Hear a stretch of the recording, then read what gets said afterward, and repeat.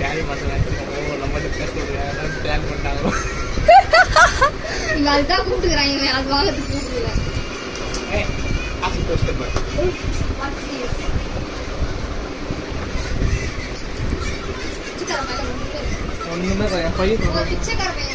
ஏய் அப்பெல்லாம் பேசுறா அண்ணன்.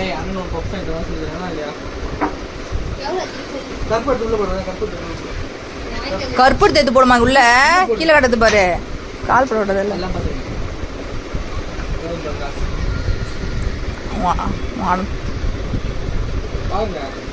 எவ்வளோ? 100 rupees-ஆ? 300. ஏது நான் 2005 மொத்தம் கட்ட 3000 வச்சிருந்தேன். அம்மாக்கு கொடுத்துட்ட காசு செலவாச்சு.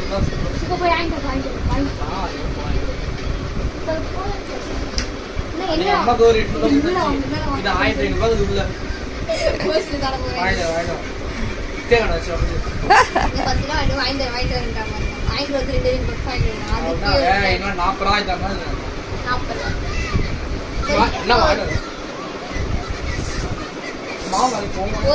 சரி நான் போயிட்டு.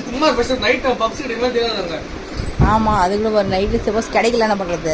நாளைக்கு சாயந்தரம் காலைல மதியம் நாளைக்கு மதியானம் 3 மணிக்கோ 2 மணிக்கோ அன்னைக்கு 6 மணிக்கு போங்க சாயந்தரம். இல்லைன்னா அந்த காசை இல்லை யூஸ் பண்ணாதப்பா, அந்த காசை வை, நாளைக்கு போய் நம்ம மீன் வாங்கி சாப்பிடலாம். ரொம்ப நாள் அதில் மீன் குழம்பு சாப்பிட்டு மீல் வச்சிருக்க.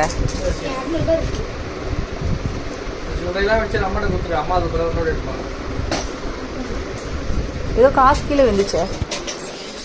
கடவுளே எவ்வளோ கஷ்டங்கள். சின்ன பிள்ளைங்கிட்டல இருந்தா புடிங்கி தின்ற தகுது.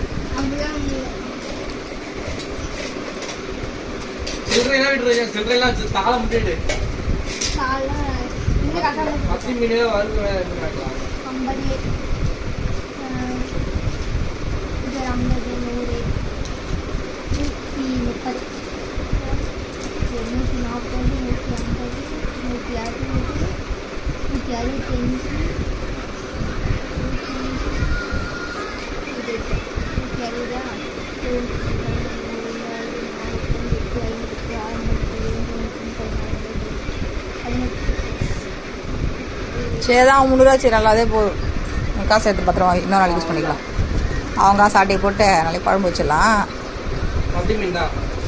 அதான் மத்தி மீன் தான் அங்கே கிடைக்கும் மீன். வை காசு செலவு பண்ணது காசுல டைமில் அப்பப்போ யூஸ் பண்ணிடலாம். கொஞ்சம் கொஞ்சமாக கிடைக்கும்போது யூஸ் ஆகும்.